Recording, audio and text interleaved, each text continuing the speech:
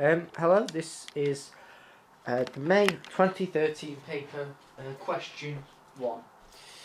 This is a fairly short question for this particular paper, but just because it is short, it's literally 4 marks, what I'm going to do in the start of this video is go over all the bits of the case study, pick out the most important bits. Hopefully, obviously I can't show you on the board because it's not interactive, and something with my screen on the TV. If I show you that, it kind of goes funny. I have obviously technical reasons. Now, what we're going to do is I'm going to assume you've got the paper up on the side of your screen, or just go into the OCR website, click on it, and click on the paper, load it up, and I'll talk you through it. Okay, so I'm just going to sort of disappear out the screen for a little bit while I talk about the thing. So basically, this exam paper was asking about holidays, and the main focus of this was talking about the increase in costs and the increase in the taxes and increase in price of plane tickets and people staying in the UK. So basically, it says 42 million foreign holidays are taken every year by UK citizens. So it says more recently, airlines have been faced with tighter regulation and an increase in taxes, which increases fuel. We've forced to increase prices and decrease the supply of flights. This sharp increase in the price of flights has led to the fall in demand for foreign holidays. So basically, that first paragraph, what it's saying is because the government's worried about pollution, there's tighter regulation,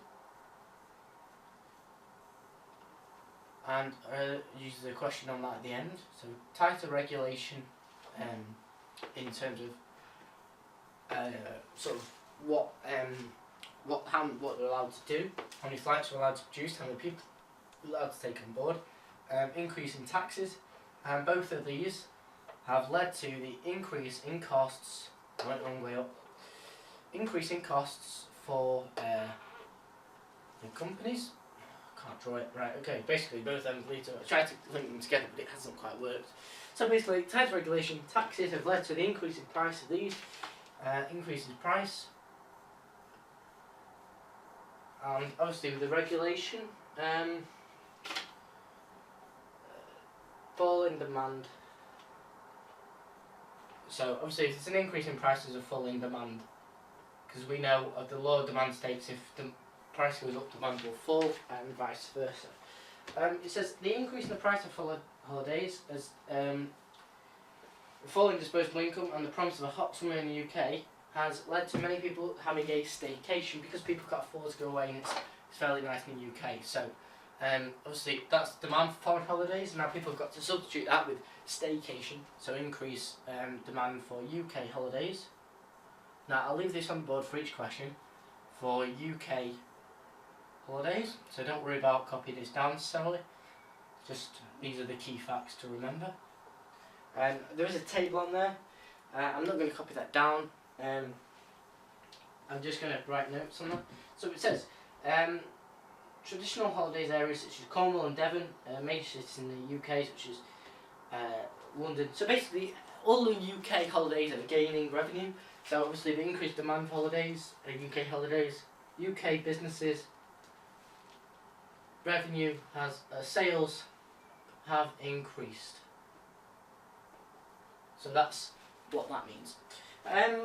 So that's the figure 1 there. It says on the info of the case study if you're flicking through it now.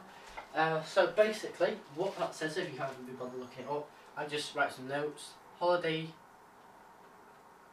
I'll just copy the table out actually. Holiday, PED, price elasticity of demand. Hopefully if you don't get that, watch our PED video. And YED, this tells us what type of good it is. That tells us how responsive demand is to changing income and demand is to changing price. So I'll put F for foreign, D for domestic, minus, as I said, if you don't see this table, just look online and it'll be online. This paper is available online, 0.8, and the income elasticity of demand 2, and minus 1.6. So that's the table there. So as I said, if you can't quite make out them values, they are online, so just flick over to the OCR website and you can check that one out. So, obviously, the main focus people have with staying in the UK is the weather.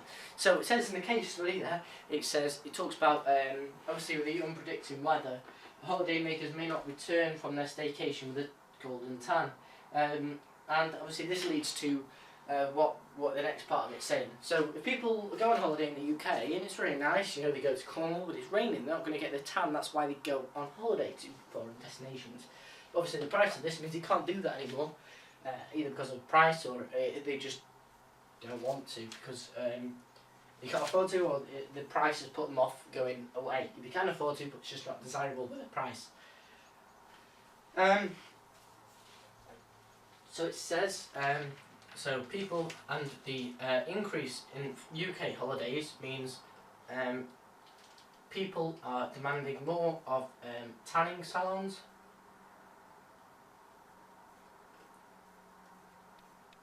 I think that's what it goes on to, isn't it? And yeah, so tanning salons, tan products, I just bought it / products, have increased in demand. Products demand has increased. Let's put increased demand. And this is an example, we are told, of information failure. Now I'll zoom in on the bottom bit because that's where I'm going to do most of my writing for the rest of this exam paper. Obviously there's side effects of these, so information failure, and obviously these have side effects such as damaging health. I'm just going to put damaging health. It does specify in the case study about skin conditions, etc. But I'm just going to put damaging health. And this is the health is the damage to the health is so bad. These products are banned in the EU. And now, if you don't know what the EU is, products are banned. Sorry. Just give you a bit of background on the EU. It was originally created so everyone has free trade, and it's a group of countries that will protect each other, kind of like the League of Nations back in the day. But basically, it's just a group of countries that have rules, and they also adopt these rules and live by them. So that's basically the band in the EU, which is just a group of countries. You don't need to know any more than that. You've got tanning salons and products demand, and I talked about the tanning salons here. So it said, just a bit of background information. It says if sunbeds are used before 30, it could cause skin cancer. Basically, it increases the risk by 75%. Risk by 75%, it tells us.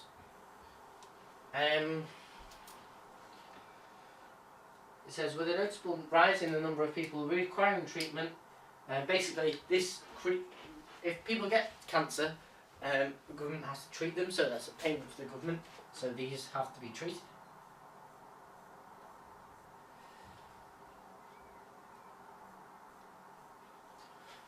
So that's what that is.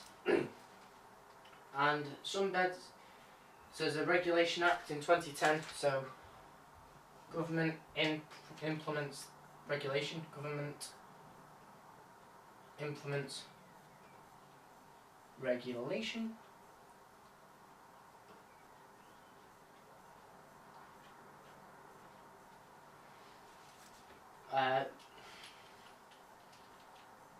So that is the overview. There are more bits and pieces that I've skipped out in there, but basically that's all you need really to answer the question. The main part of it being is this PEDYUD table, which it gives you, and you just need to know basically because more people are staying in the UK, the demand for these products, the tanning salons, are damaging the health because people are using them, staying in the UK due to the income, which you can interpret these figures. I'm sure there'll be a question on that. First thing I would do when I'm looking at this paper, thinking, right, just setting my mind straight, I'd flick through the paper, look at the question it's going to ask you. Now, obviously, if it talks about regulation, taxes, there's going to be some kind of, and information fail, there's going to be some kind of, I mean, I know what the question is, but I'm just trying to do it from a perspective. If you didn't, it's probably going to be something on taxes, regulation, and information failure, because I mentioned there. Obviously, they won't just give you these PEDYD figures if you didn't want to use it, so you need to know it's going to ask you something about that, so you should be thinking what that means straight away when you're reading through it. You just need to pick out the main bits like it costs government money and the Implement Regulation Act, which the Regulation Act is specified in the case study in one of the last lines. So that's the information you need to know. Now this bit here in the bottom, this is where I'm going to be doing my sort of questions, and if I feel the need to, I will rub out the top bit and will sort of give myself a bit more room, but I think that should be sort of enough really if I zoom it in a bit. So, the first question says, using an example in each case, state 2 factors of production used in provision of holidays. So, obviously I'm going to rub these off and then I'm going to the next question, but it says, using an example, in each case state 2 factors of production. So what's a factor of production? You've got your land, labour, capital and enterprise. It doesn't really tell you what they are, but you just got to think, when you go on holiday, what is the kind of things? So we've got obviously land, labour and capital and enterprise. You could choose anyone. The ones I've chosen are land and labour. So, labour? Yeah, just right there. So you've got land. Now, obviously, this is could be the actual airport where you go on holiday to. So you've got your airports. Now you need to specify that. You can't just say land because it says giving an example, and labour. So these could be the tour guides.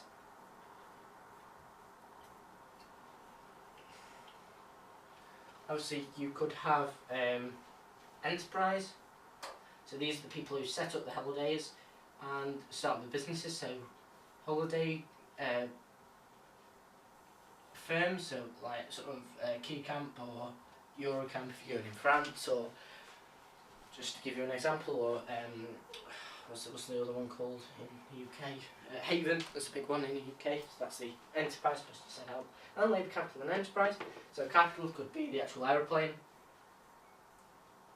take you there if you're going away, aeroplane. I can't spell aeroplane at all. So basically you've got aeroplane for capital, enterprise, holiday firms, labour, tour guides, land, airports. Now one thing I must stress, they're the only 4 types you can have, but you can have more variations on land, labour and capital than that. I just give you an example of each to put you in the mindset there. So that's question 1, over and done with. Tried to get that, didn't work.